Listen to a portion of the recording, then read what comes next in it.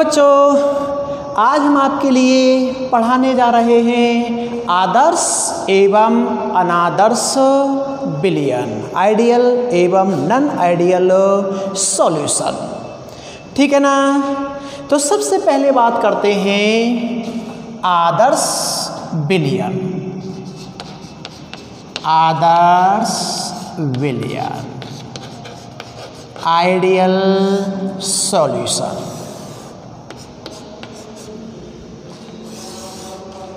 आदर्श विलयन शब्द कैसा दिखाई दे रहा है? आदर्श विलयन।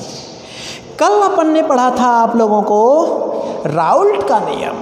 राउल्ट का नियम क्या है? राउल्ट का नियम दो रूप में दिया था अपन ने, वाष्पशील यौगिकों के लिए और एक बताया था अवाष्पशील विलय युक्त यौगिकों के लिए राउल्ट का नियम।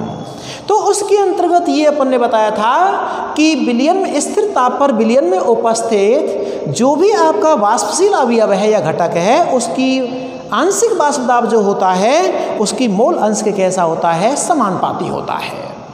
इसको कहते हैं अपन राउल्ट का नियम।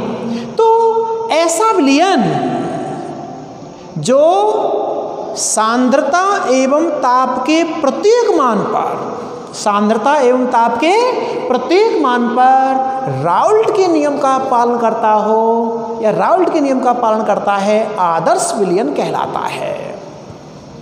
ऐसा विलयन जो सांद्रता एवं ताप के प्रत्येक मान पर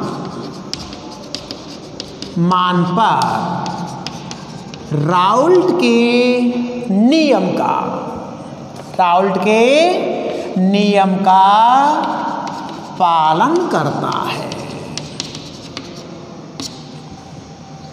आदर्श विलयन कहलाता है। आदर्श विलयन कहलाता है।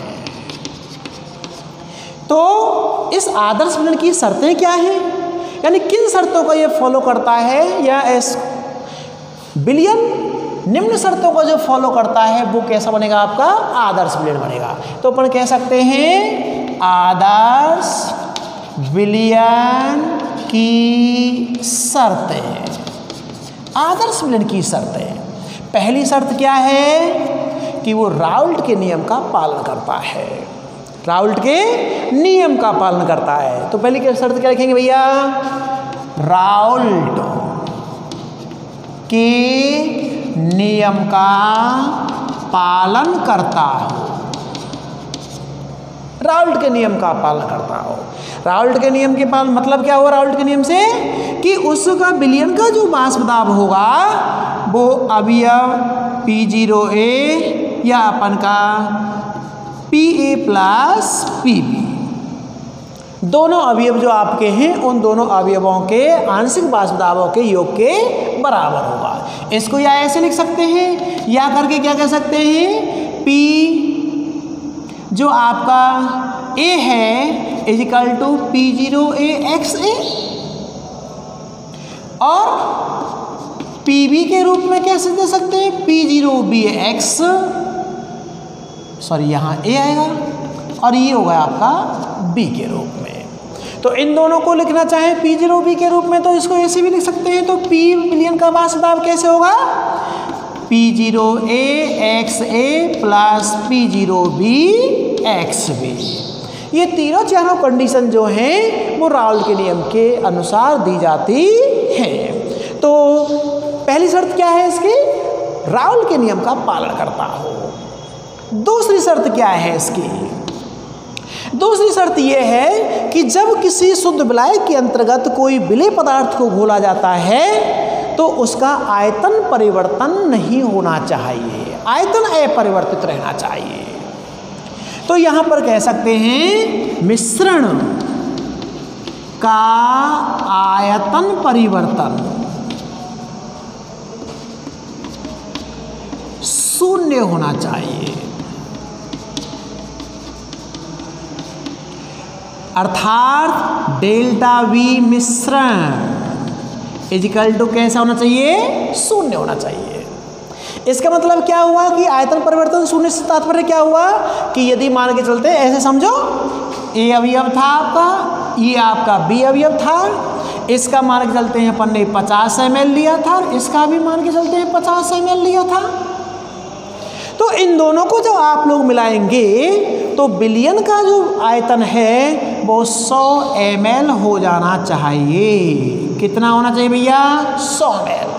यानी ना तो इससे थोड़ा सा ज़्यादा और ना थोड़ा कम होना चाहिए, बिल्कुल एक्यूरेट होना चाहिए। 50-50 को मिलाया तो 100 ही होना चाहिए। तो इस प्रकार का जो आयतन परिवर्तन होगा वो कैसा होगा? आपका शून्य रहेगा। इसलिए ये क्या होगा? आपका मिश्रण का आयतन परिवर्तन शून्य होना चाहिए। तीसरी शर्त क्या है इसकी? तीसरी कंडीशन क्या है इसकी? तीसरी कंडीशन ये है कि विलयन में या विलायक के अंतर्गत जब विलेय पदार्थ को घोला जाता है तो उसमें ऊष्मा का अवशोषण और उत्सर्जन भी नहीं होना चाहिए। तो ऊष्मा का अवशोषण एवं उत्सर्जन नहीं होना चाहिए, अर्थात एंथैल्पी परिवर्तन कैसा होना चाहिए भैया? शून्य होना चाहिए। डेल्टा एच मिश्रण, तो मिश्रण की जो एंथैल्पी है वो कैसी होनी चाहिए? शून्य होनी चाहिए। एंथैल्पी परिवर्तन विलायक के अंतर्गत यदि विलेय पदार्थ को अपन डिसॉल्व करते हैं तो उसमें ना तो ऊष्मा यानी विलयन गर्म होना चाहिए और ना ही क्या होना चाहिए? आपका ठंडा होना चाहिए। इसलिए ऊष्मा का अवशोषण या उत्सर्जन नहीं होगा। तो डेल्टा एच कैसा रहेगा भैया? मिश्रण का शून्य, अपरिवर्तित रहेगा। और इसकी एक चौथी कंडीशन है, चौथी जो शर्त है आदर्श विलयन बनने की, वो मोस्ट इंपॉर्टेंट है। ये जो आपकी 3 कंडीशन होती हैं वो इस चौथी कंडीशन पर डिपेंड करती हैं। चौथी कंडीशन क्या है? ये चौथी इसकी शर्त है कि जो आपका विलायक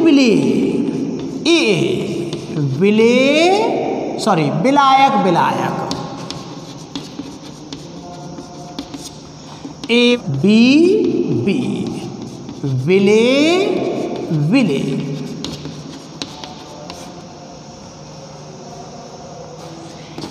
के मध्य होने वाली अंतरक्रियाएं या आकर्षण बल, अंतरक्रियाएं या इसको क्या कह सकते हैं? आकर्षण बल, अंतराण्विक आकर्षण बल, आकर्षण बल ए एवं बी के मध्य होने वाली अंतरक्रिया या आकर्षण बल विलयन। विलयन में कौन कौन आते हैं भैया? विलेय और विलायक। विलयन ए बी, विलयन के मध्य होने वाली अंतरक्रियाओं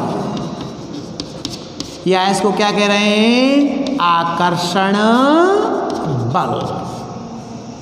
अंतरक्रियाओं के समान होना चाहिए, यानी आकर्षण बल में कोई परिवर्तन नहीं होना चाहिए। यदि अलग अलग विलेय और विलायक उपस्थित हैं, उनके मध्य उपस्थित जो अंतर आकर्षण क्रियाएं या अंतर आकर्षण बल हैं, अंतराण्विक जो बल है, वही बल का मान किसके बीच में होना चाहिए? विलेय और विलायक के बीच में, अर्थात विलयन के मध्य आकर्षण बल विलेय कैसा होना चाहिए? समान होना चाहिए। तो इसको ऐसे लिख सकते हैं, अर्थात ए आकर्षण बल इजिकल टू बी आकर्षण बल की जो वैल्यू है वो किसके बराबर होना चाहिए? इजिकल टू होना चाहिए ए बी के आकर्षण बल के बराबर होने चाहिए। यदि ये आकर्षण बल चेंज हो गया तो आपका आदर्श विलयन नहीं बनेगा। ओके, ये आपकी 4 कंडीशन है आदर्श बिलियन बनने की, जिनसे आदर्श बिलियन बनता है। और आदर्श बिलियन की कुछ एग्जाम्पल, जैसे यहाँ क्या लिख रहे हैं अपन, आदर्श बिलियन के उदाहरण। उदाहरण number 1, benzene plus toluene. Benzene और टोलुइन दोनों के अंतर्गत आकर्षण बल सेम रहता है, कोई परिवर्तन नहीं हुआ। इसी प्रकार से मैथिल एल्कोहल और भैया एथिल एल्कोहल, एथिल एल्कोहल, ठीक है। तीसरा एग्जाम्पल, एक जैसे होने चाहिए आप लोगों के, क्लोरोबेंजीन,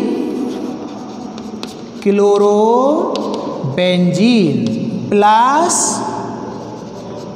ब्रोमोबेंजीन।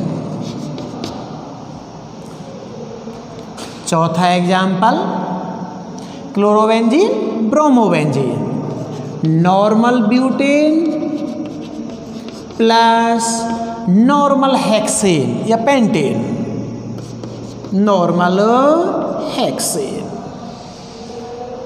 समान प्रकार के यदि अवयव या विलय विलायक एक जैसे होंगे तो उनके मध्य अंतर आणविक आकर्षण जो क्रियाएं होंगी वो समान बनी रहती हैं, जिसके कारण वो प्रत्येक कंडीशन के अंतर्गत राउल्ट के नियम का पालन करते हैं। इसलिए इस प्रकार के विलयन क्या कहलाएंगे, आपके आदर्श विलयन के नाम से जाने जाते हैं, ठीक है ना। आगे चलते हैं, अनादर्श विलयन। पहला विलयन था आदर्श विलयन और दूसरा है अनादर्श विलयन, नॉन आइडियल सॉल्यूशन। तो अनादर्श जो विलयन है वो क्या है, ऐसे विलयन या वे विलयन जो सांद्रता और ताप के प्रत्येक मान पर, सांद्रता और ताप के प्रत्येक मान पर राउल्ट के नियम का पालन नहीं करते हैं, अनादर्श विलयन कहलाते हैं। तो ऐसे विलयन या वे विलयन जो सांद्रता एवं ताप के प्रत्येक मान पर राउल्ट के नियम का पालन नहीं करते हैं, अनादर्श विलयन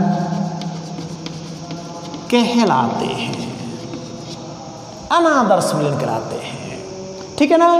तो इन अनादर्श विलयनों की शर्तें क्या होंगी, जो आदर्श विलयन की शर्तें थी उसमें तो सभी में इक्वल टू लगा था, बराबर होता है।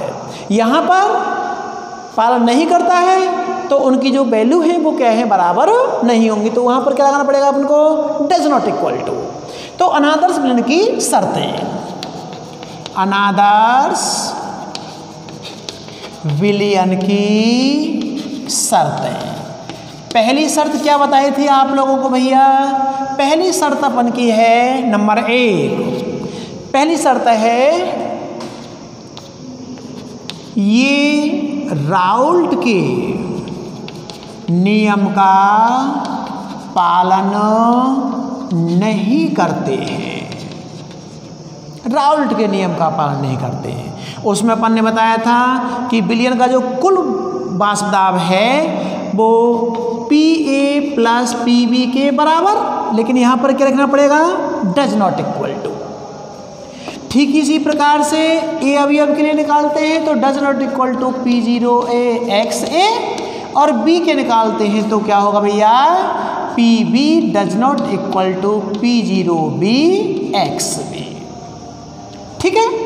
तो इस प्रकार से अपन का पहली शर्त ये होती है। नंबर दूसरी शर्त,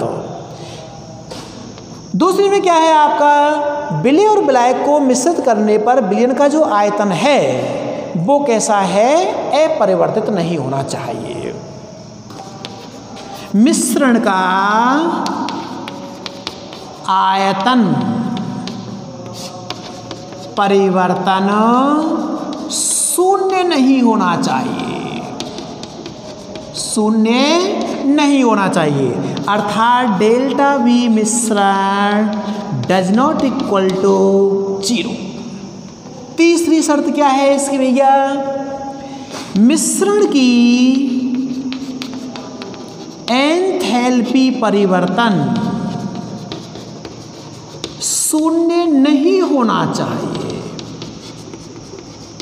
एंथैल्पी परिवर्तन कैसा नहीं होना चाहिए, शून्य नहीं होना चाहिए। डेल्टा H मिश्रण डज नॉट इक्वल टू 0।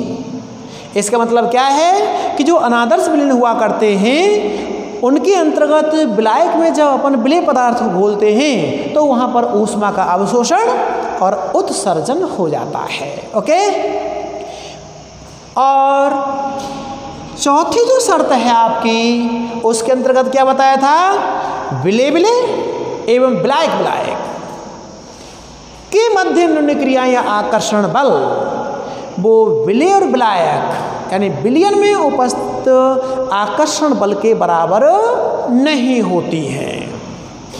तो कैसे लिख सकते हैं इसको शॉर्ट में, ए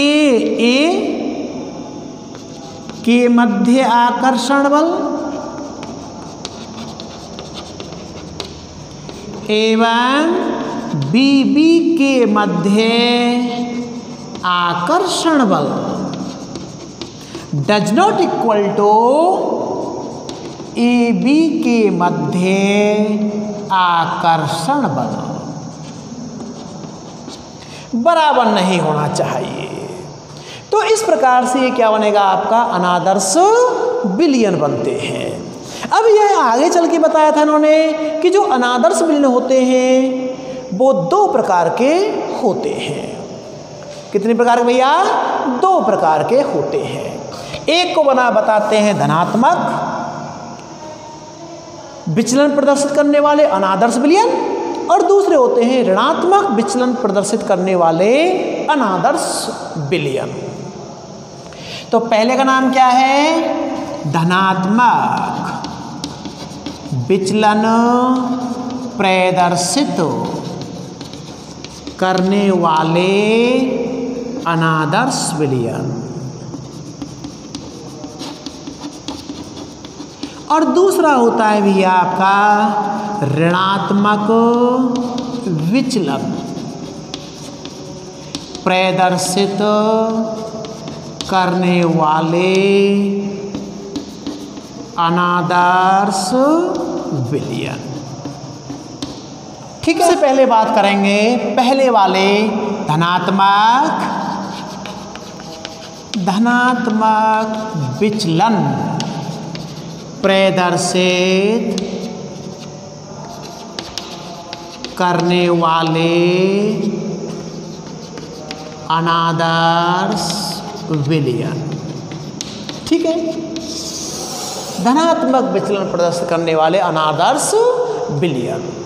तो धनात्मक विचलन प्रदर्शित करने वाले अनादर्श जो विलयन होते हैं इनके अंतर्गत जो पहली जो कंडीशन होती है वो क्या है, इनके लिए जो शर्तें हैं वो शर्त में पहली शर्त क्या है कि जो विलयन का जो वाष्प दाब होता है वो राउल्ट के नियम से क्या है, धनात्मक विचलन प्रदर्शित करते हैं।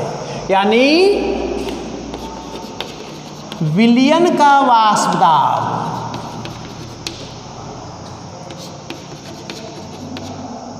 विलयन का वाष्प दाब विलेय एवं विलायक के वाष्प दाब से उच्च होता है। कैसे लिख सकते हैं, अर्थात जैसे आपका विलयन का वाष्प दाब है तो P इज ग्रेटर देन किससे होगा भैया, P0A XA plus P0B XB। इसको ऐसे भी लिख सकते हैं, P is greater than PA plus PB।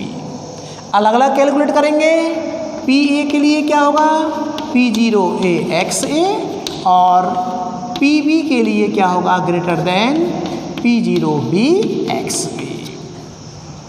जो कैलकुलेट करते हैं, जो वास्तविक उसका दाब होता है, उस दाब की अपेक्षा उसका दाब कैसा आता है भैया, आपका उच्च हो जाता है।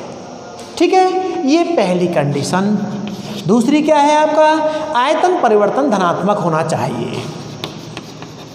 आयतन परिवर्तन किसका, विलयन का। आयतन परिवर्तन धनात्मक होना चाहिए। धनात्मक अर्थात डेल्टा V मिश्रण ग्रेटर देन कैसा हो जाएगा, 0, धनात्मक होना चाहिए। तीसरी कंडीशन क्या है, एंथैल्पी परिवर्तन।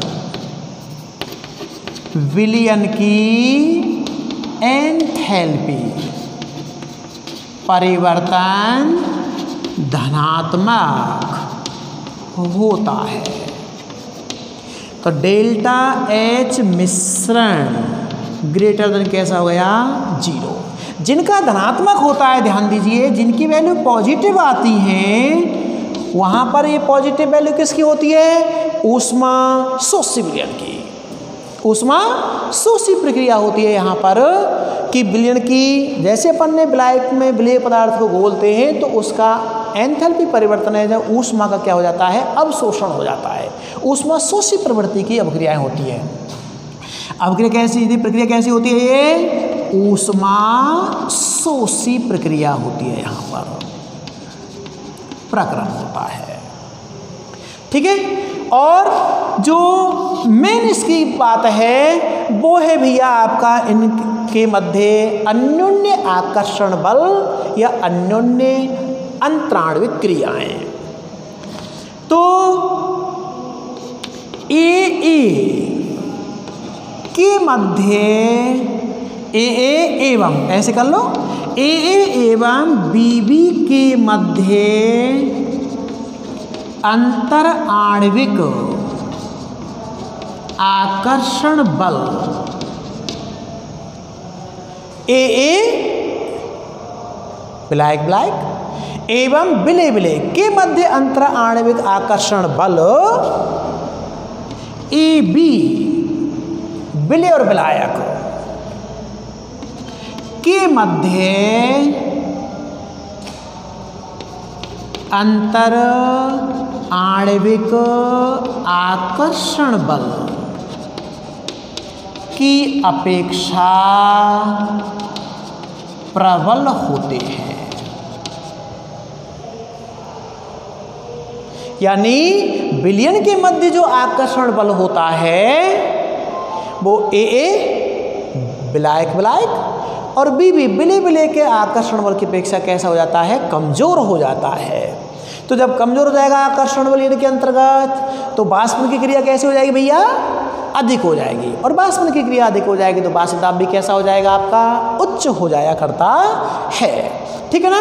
तो इसको कैसे लिख सकते हैं, यहाँ पर ये चौथे पॉइंट को शॉर्ट में कैसे लिख सकते हैं, इस तरह से लिखा जा सकता है, ए आकर्षण बल, बी एवं बी आकर्षण बल की जो वैल्यू होती है ग्रेटर देन कैसा है, ए बी के मध्य आकर्षण बल हो जाता है। ठीक है ना। इस प्रकार के धनात्मक विचलन प्रदर्शित करने वाले विलयनों के लिए यदि अपन ग्राफ खींचते हैं राउल्ट के नियम के अनुसार तो वो ग्राफ कुछ इस प्रकार से आपको दिखाई देता है या बनता है। ये हो गया आपका मोल अंश और ये हो गया आपका वाष्प दाब। ठीक है भैया।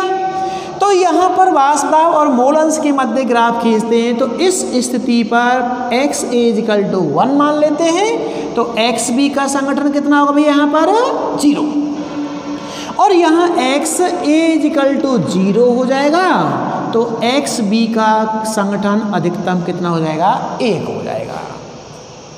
तो इस प्रकार से आप लोगों के लिए ये आदर्श विलीन के अंतर्गत वक्र इस प्रकार से बनते हैं, डॉटेड लाइन के अनुसार बनते हैं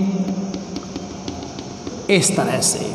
यहाँ हो जाएगा P0A, ठीक है। और इसका जो धनात्मक विचलन के लिए ग्राफ बनेगा वो इसकी गहरी रेखाओं के द्वारा इस प्रकार से बनता है। ये होगा आपका PA greater than P0A XA के बराबर।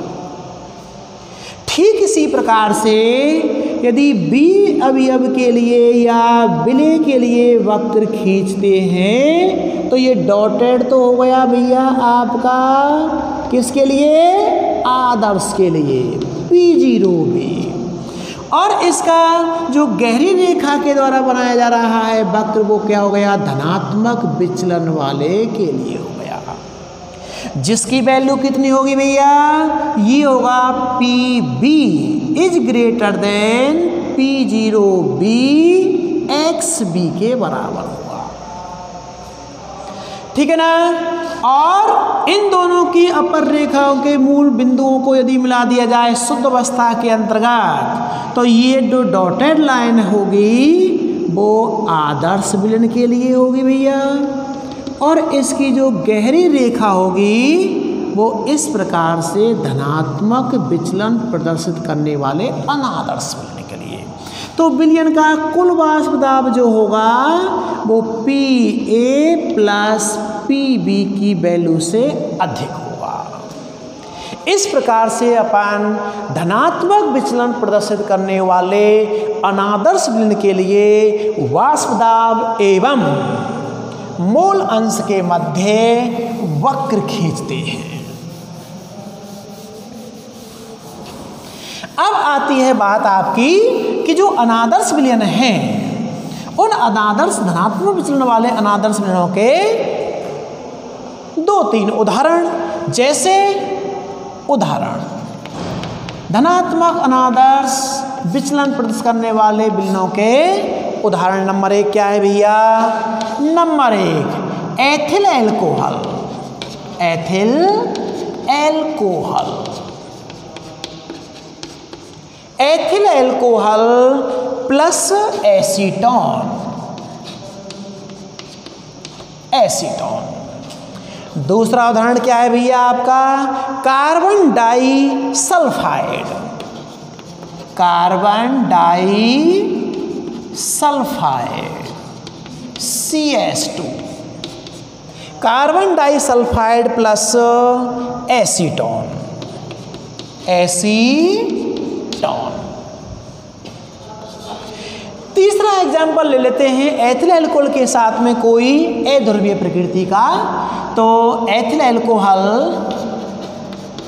एथिल अल्कोहल प्लस एल्केन या साइक्लो एल्केन, तो साइक्लो जैसे हेक्सेन, साइक्लो हेक्सेन, एल्केन आ गई आपकी। ऐसे ही मैथिल अल्कोहल, मैथिल अल्कोहल के साथ जल ले लीजिए प्लस H2 और ethyl alcohol C2H5OH plus H2। तो ये क्या है आपके धनात्मक विचलन प्रदर्शित करने वाले अनादर्श विलयनों के क्या है भैया आपके उदाहरण होते हैं, ठीक है। आगे चलते हैं दूसरे प्रकार के अनादर्श विलयन, ऋणात्मक, ऋणात्मक विचलन प्रदर्शित करने वाले अनादर्श विलयन। ऋणात्मक विचलन प्रदर्शित करने वाले जो अनादर्श विलयन होते हैं वो धनात्मक विचलन प्रदर्शित करने वाले अनादर्श विलयनों से विपरीत होते हैं। तो उसके अंतर्गत क्या है कि इनके वहाँ तो बताया था अपन ने कि जो विलेय विलेय और विलायक विलायक के मध्य जो आकर्षण बल होता है उसकी अपेक्षा विलयन अर्थात विलेय और विलायक के मध्य आकर्षण बल की अपेक्षा कैसा होता है, प्रबल होता है। अब यहाँ पर कैसा हो जाएगा, आकर्षण बल दुर्बल हो जाएगा, जिसके कारण इनके वाष्प दाब में क्या हो जाएगी, कमी हो जाती है। वाष्प दाब में क्या हो जाती है, कमी हो जाती है। यदि अपन तुलना करें, यदि कैलकुलेट किया जाए तो इसके लिए क्या शर्तें हैं अभी ऋणात्मक विचलन प्रदर्शित करने वाले अनादर्श विलयनों के लिए? पहली शर्त क्या है इसके लिए, नंबर 1 विलयन का वाष्प दाब, विलयन का वाष्प दाब कैसा होता है भैया, धनात्मक ऋणात्मक होता है, ऋणात्मक होता है। यानी वास्तविक वाष्प दाब से कैसा हो जाता है, कम। अर्थात कैसे कह सकते हैं, P is less than P0A XA plus P0B XB, या इसको क्या कह सकते हैं, P is less than PA plus PB, और क्या बता सकते हैं, PA is less than P0A XA और PB less than P0B XB। कम हो जाता है, घट जाता है। दूसरी शर्त क्या है, विलयन का जो आयतन परिवर्तन है वो भी कैसा हो जाता है, ऋणात्मक हो जाता है। तो विलयन या मिश्रण, विलयन का आयतन परिवर्तन ऋणात्मक होता है। ऋणात्मक से मतलब क्या हुआ, डेल्टा H मिश्रण की जो वैल्यू है वो लेस देन 0 से कम हो जाती है, ऋणात्मक घट जाता है। यानी विलेय और विलायक को जब आपस में मिलाएंगे, जैसे अपन ने पहले बताया था 50 ml विलेय और 50 ml विलायक था, तो दोनों को मिलाया तो विलयन का कुल आयतन कितना था, 100 ml हुआ था। लेकिन यहाँ पर कैसा होगा, 100 के स्थान पर कुछ कम हो जाता है, उसको क्या कहते हैं, ऋणात्मक विचलन। ठीक है। तीसरी कंडीशन क्या है, जब अपन विलायक के अंतर्गत विलेय पदार्थ को मिलाते हैं तो उसके अंतर्गत ऊष्मा परिवर्तन हो जाता है, अर्थात यहाँ पर ऊष्मा क्षेपी क्रिया होती है, विलयन गर्म हो जाता है। तो यहाँ पर जो एंथैल्पी परिवर्तन होगा वो कैसा हो जाता है, ऋणात्मक हो जाता है। मिश्रण या विलयन की एंथैल्पी परिवर्तन कैसा हो जाता है भैया, ऋणात्मक होता है। अर्थात डेल्टा H मिश्रण इज लेस देन कैसा है, 0 यानी नेगेटिव। और नेगेटिव जिन यौगिकों के लिए, जिन विलयनों के लिए, जिन अभिक्रियाओं के लिए डेल्टा H का मान नेगेटिव होता है उन्हें अपन ऊष्मा क्षेपी अभिक्रिया के नाम से जाना जाता है। ओके, कैसी अभिक्रिया होगी यहाँ पर, ऊष्मा क्षेपी प्रक्रम बनता है, यहाँ पर विलयन गर्म हो जाता है। ठीक है। तो जैसा कि आपने देखा होगा 11th क्लास के अंतर्गत जब अपन सॉल्यूशन बनाते हैं, छोटे छोटे सॉल्यूशन स्टार्टिंग में फिलहाल में बनाना बताते हैं, तो यदि सोडियम हाइड्रोक्साइड NaOH को विलायक जल के अंतर्गत, सामान्य जल के अंतर्गत डाल दिया जाए थोड़ा सा, तो विलयन गर्म हो जाता है। विलयन क्या हो जाता है, गर्म हो जाता है। कैल्शियम हाइड्रोक्साइड है आपका, चूना पत्थर है आपका, यदि जल के अंतर्गत उनको डिजोल्व करेंगे तो वहाँ पर ऊष्मा क्षेपी प्रक्रम होता है। ठीक है। चौथा पॉइंट इसका क्या बता रहे थे, AA के मध्य अर्थात विलायक विलायक के मध्य आकर्षण बल जो होता है AA के मध्य, AA एवं BB के मध्य आकर्षण बल, AA एवं BB के मध्य आकर्षण बल AB के मध्य आकर्षण बल से दुर्बल। ए एवं बीबी के मध्य आकर्षण बल AB के मध्य आकर्षण बल से दुर्बल हो जाता है या होता है। चलो होता है कर देते हैं। इसका मतलब क्या हुआ कि जो AA एवं BB के मध्य आकर्षण बल का जो मान होता है उसका मान किससे भैया AB के मध्य आकर्षण बल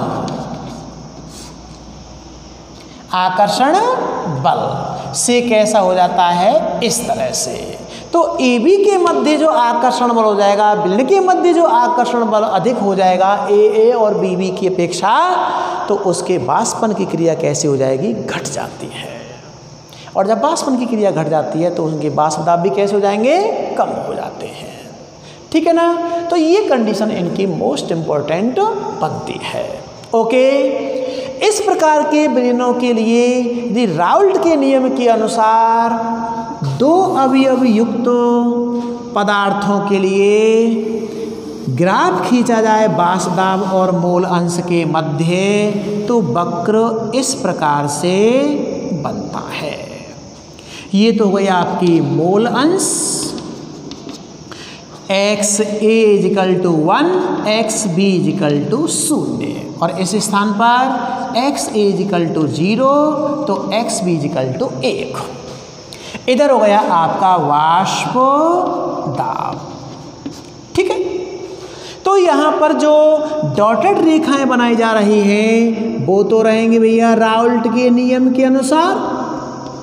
इस तरह से A अवयव के लिए हो गया, अधिकतम वैल्यू हो गई P0A शुद्ध अवस्था में, और दूसरे B अवयव के लिए अधिकतम क्या हो गया भैया, XB हो गया शुद्ध अवस्था के अंतर्गत।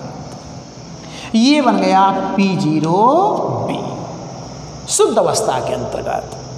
और ये डॉटेड लाइन किसके लिए बन गई भैया, आपकी विलयन के लिए। ये आदर्श कंडीशन है। हम पढ़ रहे हैं ऋणात्मक विचलन प्रदर्शित करने वाले अनादर्श विलयन। तो ऋणात्मक विचलनों के लिए अभी क्या बताया था कि जो विलयन का अथवा विलय और विलायक के जो वाष्प दाब होते हैं वो वास्तविक वाष्प दाब की अपेक्षा कैसे हो जाता है, घट जाता है। इसलिए अनादर्श ऋणात्मक अनादर्श विलयन के लिए वक्र इस प्रकार से बनेगा A अवयव के लिए। ये होगा PA > P0A XA के लिए। ये होगा वक्र आपका B अवयव के लिए। यहाँ बन जाएगा PB > P0B XB के लिए। और सॉरी, ये विलयन के लिए हो गया। और विलयन के लिए यहाँ पर क्या बनाना पड़ेगा अपने को, P कुल लेस देन कितना हो जाएगा, PA + PB। और दूसरे अवयव के लिए वक्र यहाँ पर बनेगा इस तरह से। और ये हो जाएगा आपका PB > P0B XB इस तरह से। ये हो गया ऋणात्मक विचलन प्रदर्शित करने वाले अनादर्श विलयनों के लिए वाष्प दाब एवं मोल अंश के मध्य वक्र। अब इनके उदाहरण ले लेते हैं। ऋणात्मक विचलन प्रदर्शित करने वाले अनादर्श विलयनों के कुछ उदाहरण। तो जैसे नंबर 1, अभी अपन बता रहे थे कि सोडियम हाइड्रोक्साइड को किस में मिलाएं, जल के अंतर्गत मिला दें तो जल प्लस NaOH। इसी प्रकार से नाइट्रिक अम्ल है, जल के अंतर्गत क्या मिला दें भैया, HNO3 नाइट्रिक अम्ल मिला दें। नाइट्रिक अम्ल, नाइट्रिक अम्ल। दूसरा है जल प्लस H2SO4, सल्फ्यूरिक अम्ल, सल्फ्यूरिक अम्ल। जल प्लस H2 मिला दो, NaO सोडियम हाइड्रोक्साइड, ठीक है ना। इसी प्रकार से अपन क्लोरोफॉर्म CaCl3, नाम क्या है, क्लोरोफॉर्म।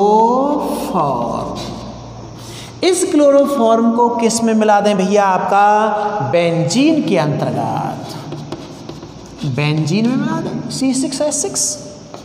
एक एग्जांपल और ले लो, क्लोरोफॉर्म को एसीटोन के अंतर्गत मिला दें, एसीटोन।